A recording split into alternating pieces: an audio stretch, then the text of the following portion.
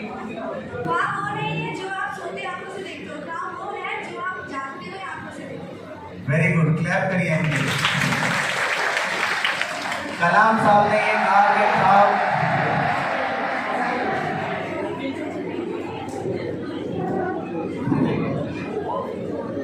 वो नहीं है जो आप सोते हुए देखते हो, ख्वाब वो है जो आपको सोने नहीं देते।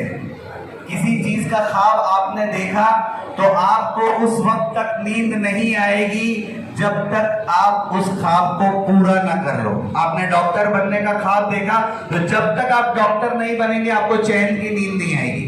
आपने इंजीनियर बनने का ख्वाब देखा, जब तक आप नहीं बनते आपको चैन की नींद नहीं आएगी। तो ख्वाब वो नहीं होते जो आपको सोते हुए नजर आते हैं, बल्कि ख्वाब वो होते हैं जो आपको सोने नहीं देते। समझ में आया? तो ये विनर्स जो होते हैं वो अपने ख्वाबों को रियलिटी में तब्दील करने की मेहनत करते हैं, और जो लूजर्स होते हैं वो अपनी रियलिटी को भी ख्वाब बना देते हैं। तो ये लूजर्स और विनर्स की मेंटालिटी है। नंबर 6 बोलिए जल्दी से। Winners always look commitment, losers always look comfort. Commitment ऐसी चीज है कि अगर किसी ने कर दिया तो वो काम उसको पूरा करना है। आपने कमिटमेंट अपने आप से किया कि भाई मैं डॉक्टर बनूंगा, इंजीनियर बनूंगा, लॉयर बनूंगा, तो उस कमिटमेंट को फुलफिल करने की आपके अंदर ताकत होनी चाहिए। और लूजर जो होता है ये कमिटमेंट को नहीं देखता है, कंफर्ट देखता है कि भाई आराम से मैं कोई काम कर सकता हूं तो वो करूंगा वरना नहीं करूंगा। समझ में आई बात? समझ में आई आपको बात? आपको ये तय करना है कि आप विनर वाली मेंटालिटी के हैं कि लूजर वाली मेंटालिटी की। अगर विनर की मेंटालिटी है आपकी तो आपको पढ़ाई इतनी अच्छी करनी है। आपने कमिटमेंट किया अपने आप से कि भाई मुझे 90% लाना है, तो उसके लिए दुनिया को और सितारे, दुनिया, आसमान और दुनिया को सबको एक कर देना पड़ेगा, और फिर आपको मेहनत करनी पड़ेगी ताकि आप वो अचीव कर सके। कमिटमेंट बहुत बड़ी चीज है। इरादा, अज़्म आपने किसी चीज का कर लिया तो वो आपको फुलफिल करना है। और जिन लोगों ने अपनी जिंदगी में बड़ा अचीव किया उन्होंने ये विनर्स की मेंटालिटी को अपने सामने रखा। इसके कुछ एग्जांपल्स है, मैं आपको दिखाता हूँ। वो रखिए माइक।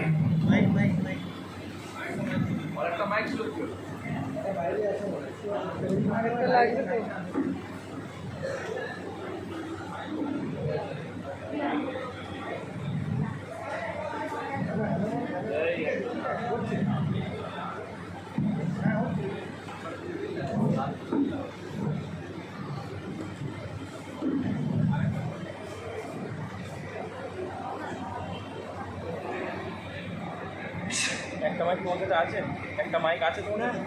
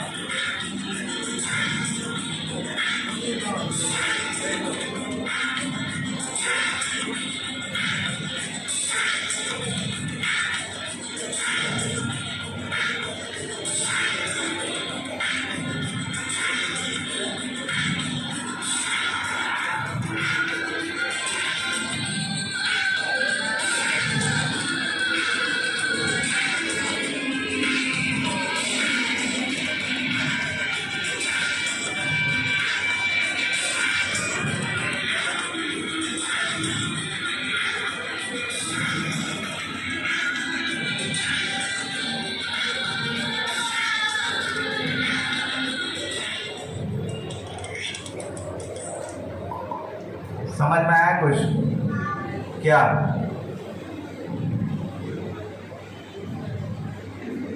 क्या समझ में आया? बोलिए।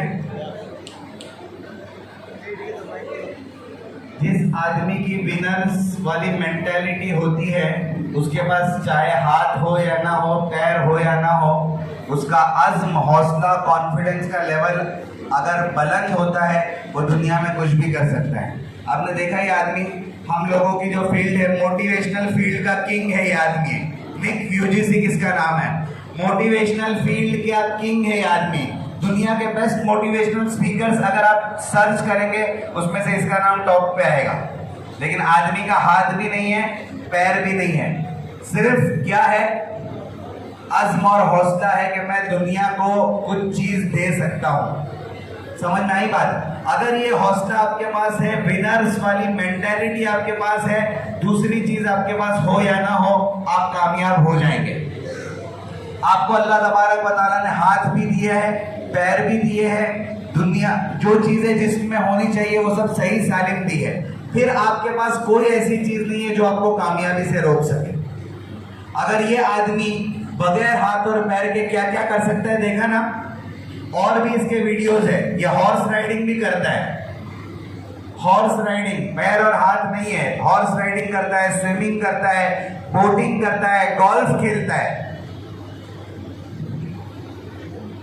और देखा आपने क्या क्या करता है, स्केटबोर्ड चलाता है, और इसके 2 बच्चे भी हैं। मैं आपको ये सब इस वजह से कह रहा हूं कि ये सब पॉसिबल होता है जब आपकी विनर्स वाली मेंटालिटी होती है। अगर विनर्स वाली मेंटालिटी है आपकी तो आप कुछ भी अचीव कर सकते हैं, चाहे वो 99% लाना हो, चाहे डॉक्टर बनना हो, चाहे इंजीनियर बनना हो, चाहे अपने माँ बाप के लिए कुछ करना हो, अपनी कौम के लिए, अपनी कम्युनिटी के लिए कुछ करना हो, अपने मुल्क के लिए कुछ करना हो, पूरी दुनिया के लिए, ह्यूमैनिटी के लिए कुछ करना हो, आप सब कुछ कर सकते हो जबकि आपके पास विनर्स वाली मेंटालिटी हो। Do you all agree? चलिए आगे चलिए। Winners do and losers do, ये बहुत इंपॉर्टेंट चीज है।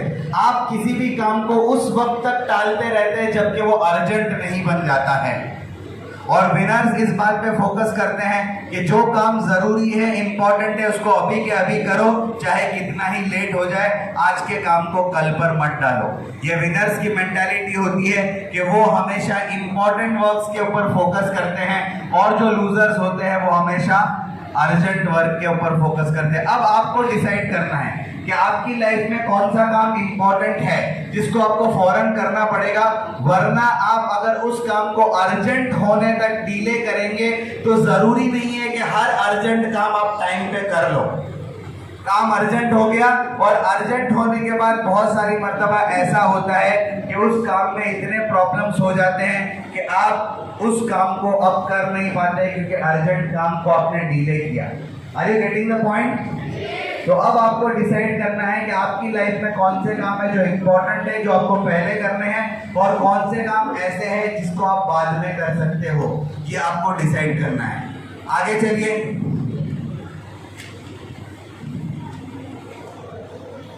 चलिए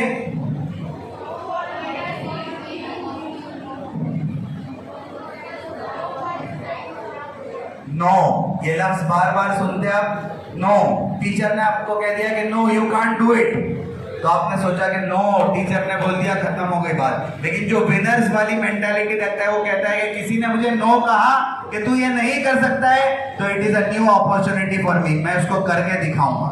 ये विनर्स वाली मेंटालिटी होती है। और जो लूजर्स होते हैं वो कहते हैं कि नो, किसी ने कह दिया नाउ, अब हम लोग कुछ कर।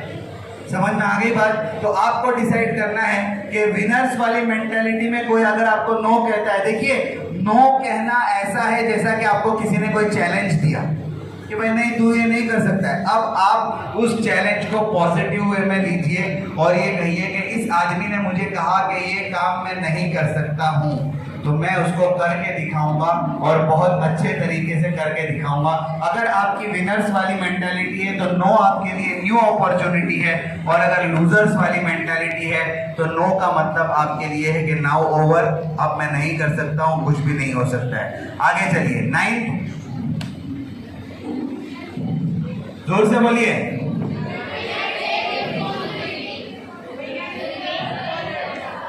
एंड लूजर्स, ये बहुत इंपॉर्टेंट चीज है, बहुत इंपॉर्टेंट चीज है।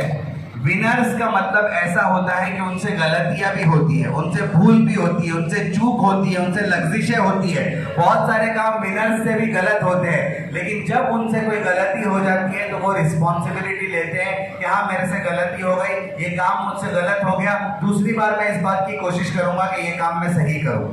लेकिन लूजर्स क्या करते हैं, जब उनसे कोई काम गलत हो जाता है तो वो कहते हैं कि नहीं इसने किया था ना, टीचर ने बराबर पढ़ाया है नहीं, इसके लिए मार्क कम आया। होता है? आप लोगों ने कभी ऐसा कहा टीचर ने बराबर पढ़ाया है नहीं, क्लास में तो हम लोग जाते थे, कुछ पढ़ाया है नहीं इसके लिए मार्क्स कम आए? बोला कभी आप लोगों ने ऐसा? बोलो भाई। अभी मैंने कहा कि रिस्पॉन्सिबिलिटी लेते हैं, कुछ गलत काम किया तो बोलते हैं कि हमने किया, अब दूसरी बार नहीं करेंगे। जी हुआ ऐसा? ब्लेम गेम खेलना, यानी अपनी गलती का टोकरा किसी और के सर पर रख देना, ये बहुत बुरी बात है। अगर आप विनर्स वाली मेंटालिटी के आदमी हो तो आपको हमेशा ये समझना चाहिए कि भाई गलतियां भी इंसान से होती है, गलतियां इंसान से ही होती है, ठीक है? फरिश्ते गलतियां नहीं करते, इंसान गलती करते हैं, लेकिन गलती करने के बाद रिस्पॉन्सिबिलिटी ले लेनी चाहिए कि भाई मुझसे गलती हुई। ये करेज की बात है, करेज की बात है, हौसले की बात है। जो बुज़दिल आदमी होता है वो दूसरे के ऊपर गलती का टोपला डाल देता है, और जो करेजियस आदमी होता है, जिसके अंदर हौसला होता है, करेज होता है, बहादुरी होती है, वो कहता है कि भाई ठीक है मेरी वजह से गलती नहीं, वो रिस्पॉन्सिबिलिटी लेने के लिए तैयार होता है। विनर्स हमेशा रिस्पॉन्सिबिलिटी लेते हैं और लूजर्स हमेशा ब्लेम गेम खेलते हैं। वो कहते हैं कि इसकी वजह से हुआ, उसकी वजह से हुआ, उसकी वजह से हुआ, उसकी वजह से हुआ। तो आपको हमेशा इस बात को जहन में रखना है कि हमारी मेंटालिटी विनर्स वाली होनी चाहिए, लूजर्स वाली नहीं। और आखिरी पॉइंट है, बोलिए जोर से, winners learn from mistakes and losers repeat mistakes. अगर विनर से कोई गलती हो जाती है तो वो सीखता है गलती से कि भाई मुझसे ये गलती हो गई, अब दूसरी मर्तबा ये गलती ना हो, इसकी वो कोशिश करता है। और जो लूजर होता है वो इस बात की कोशिश करता है कि वो गलती हो गई, अब उससे कोई फर्क नहीं पड़ता है, दोबारा गलती करो, ठीक है? अब ये जो 10 पॉइंट मैंने आप लोगों को बताया विनर्स और लूजर्स के बारे में, अगर इतनी चीज आपने जहन में रख ली तो आप अपनी जिंदगी में कामयाबी की सीढ़ियां चढ़ते रहेंगे। अगर आपने विनर्स वाली मेंटालिटी बनाई तो आप कामयाब हो जाएंगे, अगर आपने लूजर्स वाली मेंटालिटी बनाई तो आप नाकाम होते रहेंगे, होते रहेंगे और होते रहेंगे। तो अब आपको डिसाइड करना है, आपको अपनी मेंटालिटी विनर्स वाली बनानी है या लूजर्स वाली बनानी है? क्या बनानी है? Very good. चलिए अब मैं कुछ पॉइंट्स आप लोगों के सामने शेयर करूंगा, जल्दी जल्दी जो लर्निंग्स पॉइंट है आपको क्या क्या करना है। एक स्ट्रक्चर है, इस स्ट्रक्चर को आपको फॉलो करना है। सबसे पहली चीज है रिबूट, आपको माइंडसेट अपना बनाना है। इसके लिए आपको 4 चीजें करनी है। मैं जल्दी जल्दी जा रहा हूँ, थोड़ा टाइम कम है, आप लोगों को सिर्फ इशारे करते हुए जाऊंगा। सबसे पहले आपका इंटेंशन बहुत क्लियर होना चाहिए, नीयतें आपकी बहुत दुरुस्त होनी चाहिए, नीयत पर हर चीज का दारोमदार है। हदीस की जो सबसे मशहूर और सबसे बड़ी किताब है, जिसको कुरान के बाद दुनिया की सबसे सही किताब कहा जाता है, बुखारी शरीफ, उसकी पहली हदीस है इन्नमल आमालु बिन्नियात। आमाल का दारोमदार नीयतों पर है। आपकी नीयत कितनी अच्छी है, आपकी नीयतों पर अल्लाह ताला फैसले करेगा। तो नीयत आपकी हमेशा दुरुस्त होनी चाहिए। कुछ चीज़ें मैं स्किप करूंगा बहुत ज़्यादा, अभी उसके डेप्थ में नहीं जा सकता हूँ। माइंडफुलनेस, ये लास्ट में आपको की टू जन्नत वाला एक टॉपिक है, तब उसके बारे में बताऊंगा। पावर ऑफ बिलीफ, उसके बारे में मैंने आपको बताया कि आपका यकीन कितना पावरफुल है। आपका यकीन कितना पावरफुल है ये डिपेंड करता है, ये बात बताता है कि आप कितना आगे जाएंगे।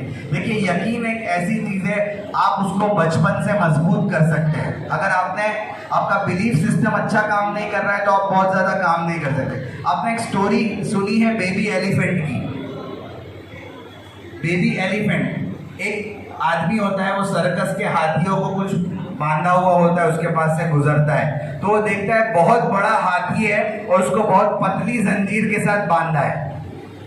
तो वो आदमी को ताज्जुब होता है कि इतना बड़ा हाथी इतनी पतली जंजीर उसको कैसे रोक पाती है। तो वो ट्रेनर जो होता है, वो हाथियों का ट्रेनर, उसको बुलाता है और कहता है कि भाई ये हाथी तो एक पैर जोर से मारेगा ये जंजीर टूट जाएगी, फिर भी ये जंजीर तोड़ के भागता क्यों नहीं है। तो उसने बहुत जबरदस्त रिप्लाई किया। उसने कहा कि इसका बिलीफ सिस्टम कमजोर हो चुका है। बिलीफ सिस्टम कमजोर कैसे हुआ? जब वो छोटा बच्चा था उस वक्त भी उसको इसी जंजीर से बांधते थे। जब हाथी छोटा बच्चा था उस वक्त भी उसको इसी जंजीर से बांधते थे और उस वक्त इस जंजीर को तोड़ने की उसने बहुत कोशिश की, लेकिन तब वो छोटा था, उसके अंदर ताकत कम थी, इस वजह से उससे वो जंजीर कभी नहीं टूटी। कुछ वक्त तक वो कोशिश करता रहा और फिर बाद में उसका ये बिलीफ बन गया कि ये जंजीर मैं जिंदगी में कभी नहीं तोड़ सकता। और फिर वो बिलीफ जैसे ही उसका बन गया, जिंदगी भर उसको उसी जंजीर से बांधा गया, लेकिन कभी उसने उसको तोड़ने की कोशिश नहीं की। क्यों? क्योंकि उसका बिलीफ सिस्टम कमजोर हो चुका था। हमारा बिलीफ सिस्टम जितना पावरफुल होगा, और देखिए बिलीफ सिस्टम में सबसे ज्यादा आपको यकीन होना चाहिए अल्लाह की जात पर। अल्लाह की जात पर आपको जितना ज़्यादा यकीन होगा, अल्लाह ताला आपको कामों में उतनी ज़्यादा मदद करेगा। बस इशारों में मैं कुछ बातें कह रहा हूँ, आप लोग उसको समझ जाइए। बिलीफ सिस्टम आपका पावरफुल होना चाहिए। उसके बाद है ग्रैटिट्यूड। क्या मतलब ग्रैटिट्यूड का? शुक्रिया अदा करना। ये मैम भी वापस आ गए। ग्रैटिट्यूड, शुक्रिया। शुक्रिया का क्या मतलब है? देखिए, अगर आपके अंदर एटीट्यूड ऑफ ग्रैटिट्यूड है, आप जिंदगी में कामयाब होंगे। एटीट्यूड ऑफ ग्रैटिट्यूड का क्या मतलब है? आपके अंदर शुक्र गुजारी का जज्बा है। कुछ लोग होते हैं जिनको दुखी आत्मा कहते हैं। दुखी आत्मा मालूम है? हमेशा सब चीज पे रोते ही रहते हैं, हमेशा रोते रहते हैं, ये क्यों नहीं हुआ, वो क्यों नहीं हुआ, ऐसा क्यों नहीं हुआ, वैसा क्यों नहीं हुआ। और कुछ लोग ऐसे होते हैं हर हाल में खुश होते हैं कि अल्लाह ताला ने हमको जिस हाल में रखा उस हाल में मैं खुश हूँ। आपके अंदर ग्रैटिट्यूड यानी शुक्र गुजारी का जितना ज्यादा जज्बा होगा, आप लाइफ में उतना ज्यादा आगे बढ़ेंगे। और आपकी अभी जो उम्र है, इस उम्र में आपने शुक्र गुजारी करना अगर सीख लिया तो आप बहुत आगे जाएंगे। हमारी जो अपब्रिंगिंग है, हमारे इंडिया में जो अपब्रिंगिंग है, उसमें ऐसी सब चीजें सिखाई नहीं जाती है, इसके ऊपर ज्यादा तवज्जो नहीं दी जाती है। वेस्टर्न कंट्रीज जो आज हमसे बहुत ज्यादा आगे हो गई, उसकी एक बुनियादी वजह है ऐसे कैरेक्टर्स पर, मॉरल्स पर और वैल्यूज पर लोग बहुत काम करते हैं। एक वाकया मैं आपको सुनाता हूँ। हजरत मौलाना जुल्फकार नक्शबंदी ने अपनी किताब में एक वाकया लिखा है। वो कहते हैं कि मैं एक फ्लाइट में ट्रैवल कर रहा था, एक फ्लाइट में मैं ट्रैवल कर रहा था और फ्लाइट में ट्रैवल करते हुए एक अंग्रेज औरत मेरे बाजू में बैठी थी। उसके साथ 3, 4, 5 साल का छोटा सा बच्चा उसके साथ बैठा हुआ था। एयर होस्टेस आई और उसने मुझे भी पूछा और उस लेडी को भी पूछा, would you like to have food, खाना आपको चाहिए? तो उसने, औरत ने हाँ कहा और खाना आ गया। खाना आने के बाद उस औरत ने अपने बच्चे से पूछा कि तू खाना खाना चाहेगा? बच्चे ने कहा कि हाँ। जैसे ही बच्चे ने हाँ कहा, मौलाना कहते हैं कि मैं ऑब्जर्व कर रहा था कि वो माँ और बेटा क्या बातें करते हैं और कैसे वो लोग काम करते हैं।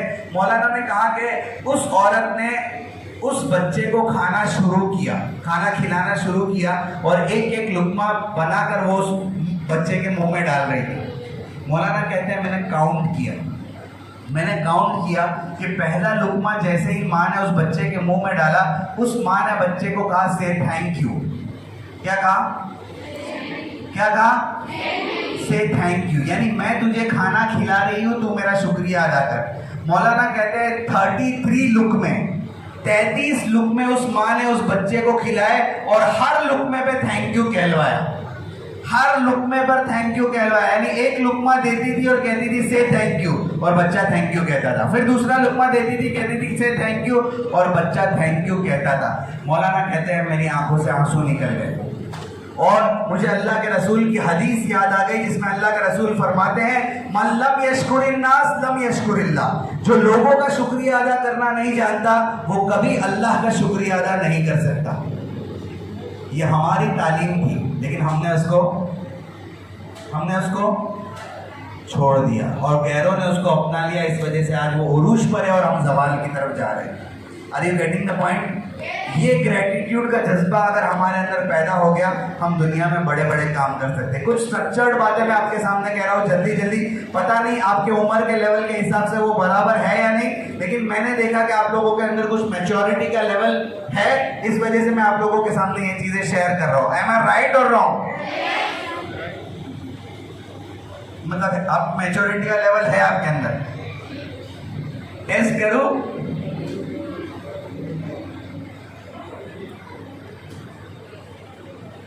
चलिए बाद में कभी टेस्ट कर लेंगे। तो ये बातें समझ में आ गई आप लोगों को?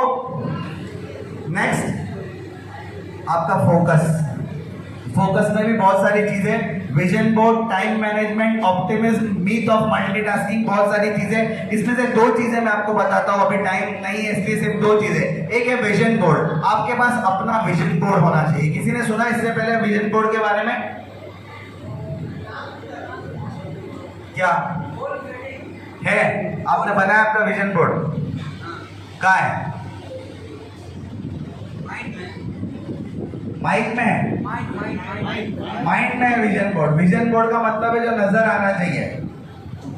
विजन बोर्ड का नाम ही क्या बताता है, उसका क्या मतलब है? जो नजर आना चाहिए। देखिए ये सब चीजें, एक तो ये है कि आपने ऐसे ही, और एक ये है बाकायदा सीखने की चीज है। विजन बोर्ड बनाना बाकायदा सीखने की। हम लोगों ने जो वर्कशॉप्स अटेंड किए जिसमें हम लोगों ने ये सब चीजें सीखी, उसमें मैंने भी विजन बोर्ड बनाया था। मैं आपको शेयर करता हूँ, पर्सनल है लेकिन मैं आपके साथ शेयर करता हूँ।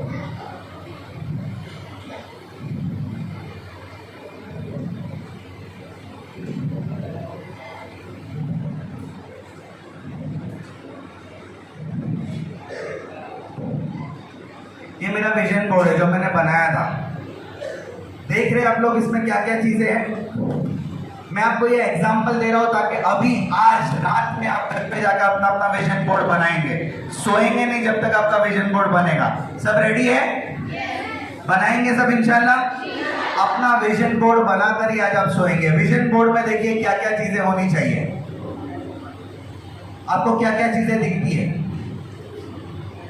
विजन बोर्ड में दो चीजों के ऊपर ज्यादा फोकस होता है। एक आपका शॉर्ट टर्म गोल क्या है और एक आपका लॉन्ग टर्म गोल क्या है। ये दोनों चीजें आपके विजन बोर्ड में होनी चाहिए। और विजन बोर्ड में खास चीज ये होनी चाहिए, टाइम स्पेसिफिक बोर्ड बनना चाहिए। यानी आप टाइम के साथ उसको बताइए कि मेरा विजन बोर्ड है, इसमें इतने टाइम में मैं ये काम खत्म करूंगा। आप देख सकते हैं मेरे विजन बोर्ड में क्या क्या चीजें हैं। सबसे पहले आप अपने आप को पिक्चराइज कर सके, एक फोटो डालिए अपने आप की, ताकि आप अपने आप को पिक्चराइज कर सके कि ये आपका विजन बोर्ड है। ठीक है? इसमें मुझे नंबर 1 मोटिवेशनल स्पीकर बनना है, मुझे नंबर 1 बेस्ट सेलर बुक लिखनी है, मुझे वेट लूज करना है और ग्रो करना है आगे। कौन सी फील्ड में? स्पिरिचुअल फील्ड में। ठीक है? ये देखा आपने, ये 10 इयर्स का vision, number 1 school of country. ये स्कूल बन गई है, अब उसको नंबर 1 बनाने की मेहनत हो रही है। मेरी खुद की स्कूल है। आप मेरे नंबर पे देखेंगे तो वो उसके ऊपर, लोगों के ऊपर यही स्कूल नजर आएगी आपको। तो ये स्कूल है। एक बुक मैं ऑलरेडी लिख चुका हूँ 63 के नाम से, तो काम शुरू कर दिया है। और मोटिवेशनल फील्ड में भी मैं काम कर रहा हूँ। ये नंबर 1 मोटिवेशनल स्पीकर है अभी दुनिया का, टॉनी रॉबिन्स। नाम सुना किसी ने? एक मोटिवेशनल स्पीकर के बारे में मैंने आपको कहा, निक। अभी ये टॉनी रॉबिन्स जो है ये नंबर 1 मोटिवेशनल स्पीकर है। देखिए मोटिवेशनल स्पीकर होने का क्या मतलब है, इसको एज अ कैरियर, कोई अभी मेरे को पूछ रहे थे साहब, एज अ कैरियर अगर आप अपने आप को मोटिवेशनल स्पीकर बनाना चाहते हैं तो इसके लिए आपको बहुत नॉलेज चाहिए, बहुत नॉलेज। आज मैं सुबह से बात कर रहा हूँ। सुबह मैंने पेरेंट्स के साथ 3-3.5 घंटा बात की, दोपहर में मैंने 3-3.5 घंटा टीचर्स के साथ बात की, और अभी मैं आप लोगों के साथ बात कर रहा हूँ। सुबह 9-10 घंटे अगर किसी टॉपिक पर, आपको डिफरेंट टॉपिक्स पर बात करना है तो आपके पास कितना नॉलेज होना चाहिए? Are you getting the point? बहुत डिफरेंट और डाइवर्स सब्जेक्ट के ऊपर आपको मालूमात होनी चाहिए। ये जो नंबर 1 मोटिवेशनल स्पीकर है, मेरे जो उस्ताद है जिनके पास मैंने मोटिवेशनल ट्रेनिंग ली, उनका नाम है परीक्षित जोबन पुत्र, अहमदाबाद के हैं। उनका भी चैनल है, आप देखिए, उनको सर्च करना। वो ये टॉनी रॉबिन्स की वर्कशॉप को अटेंड करने गए। सिंगापुर में इनका वर्कशॉप था और वर्कशॉप की कॉस्ट थी 3 दिन के 10 लाख रुपए। 3 दिन के 10 लाख रुपए। और अब ये आदमी का वर्कशॉप कौन अटेंड करेगा?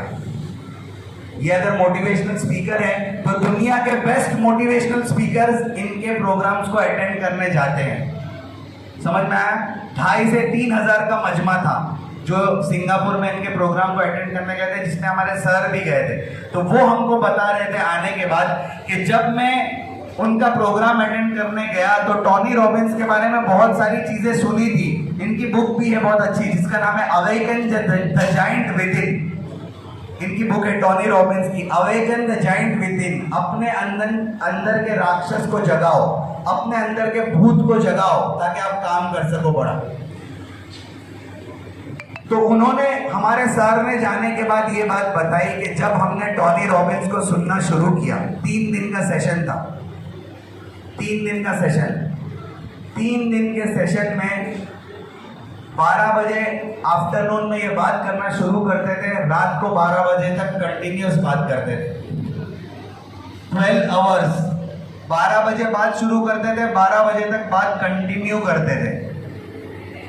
3 दिन तक उन्होंने 12 12 12 कितने हुए? 36 घंटे बात की। और 36 घंटे में कोई ऐसी बात नहीं की जो उन्होंने दोबारा रिपीट की हो। उन्होंने बताया कि टोनी रॉबिन्स को अगर 3 वर्ड्स में डिफाइन करना हो तो Tony Robbins is equal to energy, energy and energy. अगर कोई आदमी, देखिए मैं आपके सामने बात कर रहा हूं, मैं कुछ भी हाँक सकता हूं, आप बच्चे हो, स्टूडेंट्स हो, मैं इधर उधर की कुछ भी बात कर सकता हूं, लेकिन इंटेलेक्चुअल्स के सामने बात करना और मोटिवेशनल ट्रेनर्स के सामने बात करना जो ऑलरेडी फील्ड में काम कर रहे हैं, एक मायने रखता है। तो मैं आपको ये बताना चाह रहा हूं कि आपको नॉलेज के किस लेवल पर जाना पड़ता है अगर आपको ये बनना है। Are you getting the point? वो नॉलेज के लेवल पर जाने के लिए आपको बहुत मेहनत करनी पड़ती है, बहुत बुक्स पढ़नी पड़ती है, बहुत सारे लोगों को रीड करना पड़ता है, फेस रीडिंग आपको करनी पड़ती है, लोगों के साथ मिलना पड़ता है, आपको सफर करना पड़ता है, आपको ट्रैवल करना पड़ता है, जर्नी करनी पड़ती है। लोगों के साथ जर्नी करने के वक्त, सफर करते वक्त, उनके बुक्स को पढ़ते वक्त आपको बहुत सारे एक्सपीरियंसेस मिलते हैं, तब जाकर आपकी नॉलेज का लेवल बढ़ता है। और बहुत अहम चीज बता रहा हूं आपको, नॉलेज एक अलग चीज है और विजडम अलग चीज है। नॉलेज और विजडम में डिफरेंस है। इल्म और हिकमत, आपने सुना कभी इस बात को?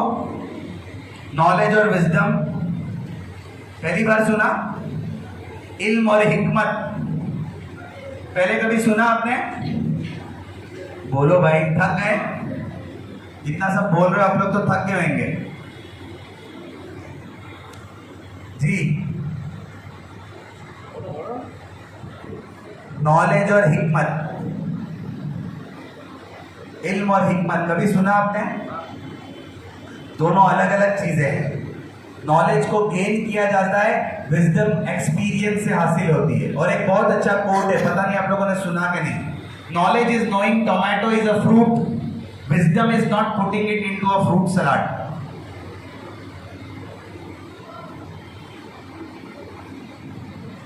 पहली बार सुना?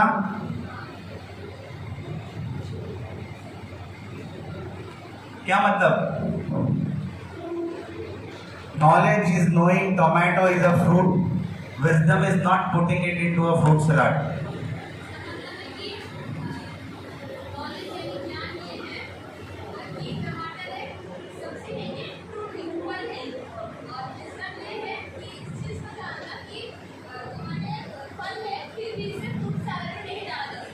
वेरी गुड, इनके लिए क्लैप करिए। समझ में आया आपको? नॉलेज बहुत जबरदस्त चीज है और हिकमत बहुत जबरदस्त चीज है, ये आप अपने अंदर आनी चाहिए। और देखिए, अल्लाह ताला जो है अपने नबियों को सबसे ज्यादा हिकमत देता है, नबियों को सबसे ज्यादा हिकमत देता है। और हम और आप खुश नसीब है कि हम आखिरी नबी रसूलुल्लाह सल्लल्लाहु अलैहि वसल्लम के उम्मती है और बाय डिफॉल्ट उस नबी के सदके में आपको हिकमत मिली हुई है, विजडम हमको मिली हुई है, उसको यूज करना हमें आना चाहिए। एक वाकया सुनाओ मैं अल्लाह के रसूल का, बहुत मशहूर वाकया है, आप लोगों ने सुना। अल्लाह के रसूल एक मर्तबा ऐलान करते हैं कि जिसके पास जो है वो लेकर आओ। ये वाकया सुना आपने? बोलिए, माइक दो बहन को।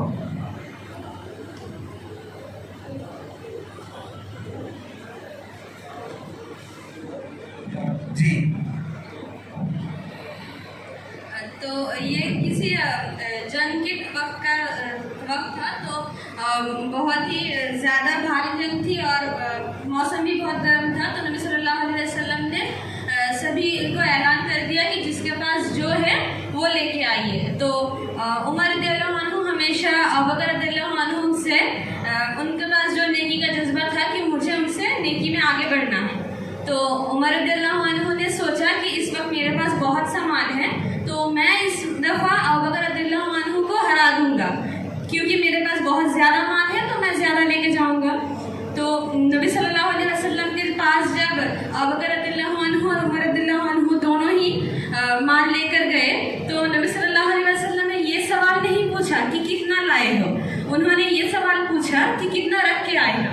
तो उमर रज़ियल्लाहु अन्हु ने अपने माल का आधा लेके आए थे, तो उन्होंने कहा, या अल्लाह के रसूल, आप जितना देख रहे हैं मैं उतना ही रख के आया हूँ।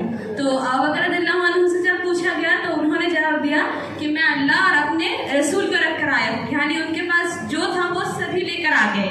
तो ये बात सुनकर उमर रज़ियल्लाहु अन्हु ने कहा कि उस दिन मैं समझ गया कि आज मैंने अबू बकर रज़ियल्लाहु अन्हु को हरा नहीं पाया मैं, तो मैं कभी नहीं उनको हरा पाऊंगा। वेरी गुड, क्लियर करिए, बहुत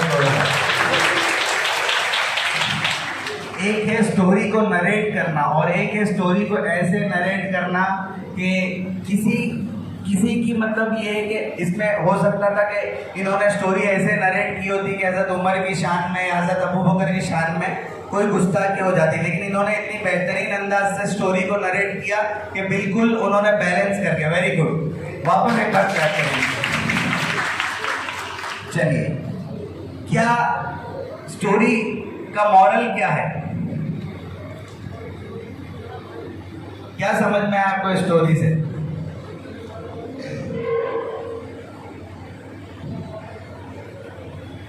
स्टोरी का मॉरल क्या है? जी, इंटेंशन गोरसर, बिग इंटेंशन बिग। चलिए मैं आपको बताता हूँ, इसमें जो आपको मैं बताना चाह रहा हूँ वो है विजडम, अल्लाह के रसूल की हिकमत। मैं आपको ये कहूँगा कि मुझे कुछ चीज़ चाहिए, लेकर आओ, आप लेकर आओगे। मैं कहूँगा मुझे कुछ पैसे चाहिए, आप लेकर आओ। आप जाएंगे, पैसे लेकर आएंगे, मैं आपको क्या पूछूंगा कि कितने लाए, राइट?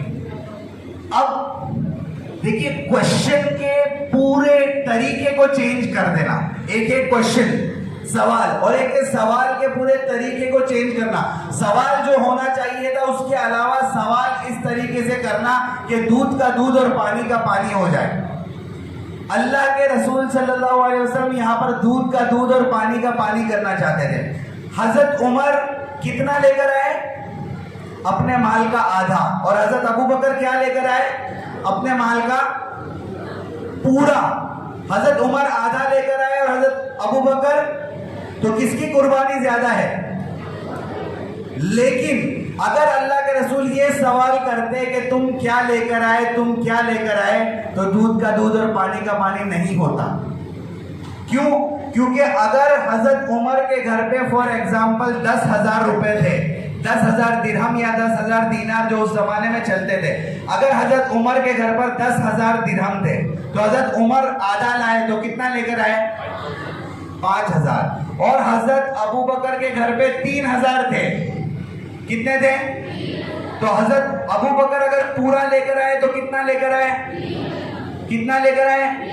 अगर अल्लाह के रसूल ये पूछते कि अबू बकर कितना लेकर आए, तो हजरत अबू बकर क्या कहते? 3,000। और हजरत उमर क्या कहते? तो कौन बढ़ जाता? लेकिन कुर्बानी किसकी ज्यादा थी? तो अल्लाह के रसूल ने क्वेश्चन ही चेंज किया। ये नहीं पूछा कि क्या लेकर आए, ये पूछा कि क्या छोड़ कर आए। Are you getting the point? ये है हिकमत। क्योंकि हिकमत ये कहती है कि जब हजरत अबू बकर के पूछा क्या छोड़कर है, तो उसने कहा अल्लाह का और उसके रसूल का नाम छोड़कर है। और हजरत उमर को पूछा तो कहा कि भाई 5000 घर पे छोड़कर आया हूं। कुर्बानी किसकी ज्यादा थी? और सवाल चेंज करने से क्या हुआ? ये है हिकमत। देखिए हिकमत एक ऐसी चीज है, विजडम एक ऐसी चीज है, अगर आप एक्सपीरियंस हासिल करेंगे, अपने किसी बड़े को रोल मॉडल बनाएंगे और उनके तजर्बात से आप फायदा हासिल करेंगे, बुक्स पढ़ेंगे, कुरान की तफसीर को पढ़ेंगे, उसको समझेंगे, हदीस को पढ़ेंगे, उसको समझेंगे, तो आपके अंदर हिकमत पैदा होगी। पता नहीं ये आपके लेवल के लिए बराबर चीज़ है कि नहीं, लेकिन अगर इसके ऊपर अभी से आप मेहनत करना शुरू करेंगे तो अल्लाह ताला आपके ऊपर इल्म का दरवाज़ा भी खोलेगा और हिकमत का दरवाज़ा भी खोलेगा। और इल्म और हिकमत का दरवाज़ा अगर आप लोगों के ऊपर खुल गया तो आप समझिए कि दुनिया और आखिरत की सबसे बड़ी नेमत आपको हासिल हो गई। तो अल्लाह से हमेशा दुआ करिए कि अल्लाह इल्म और हिकमत का खजाना हमें अता कर। सब करेंगे इंशाल्लाह। चलिए ये समझ में आया आपको? Short term goal, long term goal, दुनियावी गोल, उखरवी गोल, इसके अंदर सब चीजें आ गई। ठीक है, समझ में आई आपको? ये मैंने आपको सिर्फ एक एग्जाम्पल दिया। स्पिरिचुअलिटी में इमाम गजाली एक रोल मॉडल है, तो उनको भी देखा। यहाँ पर दुनियावी एतबार से ये टॉनी रॉबिन्स एक रोल मॉडल है, उनको देखा। एक बुक को हाईलाइट किया, आगे स्कूल जो है उसको हाईलाइट किया। सीरू फिल अर्ज़, ये मेरा एक एम है कि मैं पूरी दुनिया में ट्रैवल करूँ। अल्हम्दुलिल्लाह मैं महीने में 15 दिन ट्रैवल करता हूँ, 15 से 16 दिन एक महीने में मैं ट्रैवल करता हूँ। तो ये भी मैं कर रहा हूँ, ये भी एक गोल है। ट्रैवलिंग से जो एक्सपीरियंसेस आपको मिलते हैं, अलग अलग लोगों से जो एक्सपीरियंसेस आपको मिलते हैं। मैंने अब तक सुना था कि हिल्सा बहुत अच्छी मच्छी होती है, हिल्सा बहुत अच्छी मच्छी होती है, लेकिन आज खाया तो पता चला कि कैसी होती है। क्या बोलते हैं आप लोग हिल्सा को? इलिस। समझ में आई बात? तो जब तक कभी कभी आप उस चीज को वहां जाकर एक्सपीरियंस नहीं करेंगे, तब तक आपको उस चीज का लुत्फ पता नहीं चलेगा। समझ में आई आपको बात? तो खैर ये विजन चार्ट है जो आप लोगों को बनाना है इंशाल्लाह आज रात को। सब रेडी है? विजन चार्ट सब बनाएंगे। और मेरा नंबर आप नोट करिए, मुझे व्हाट्सएप पे शेयर करिए विजन चार्ट बनाकर, 9825205132।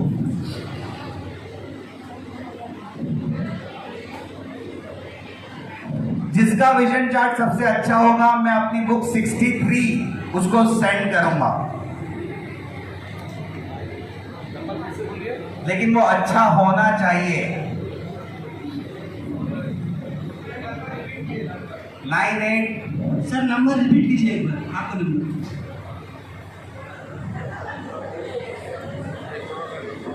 नंबर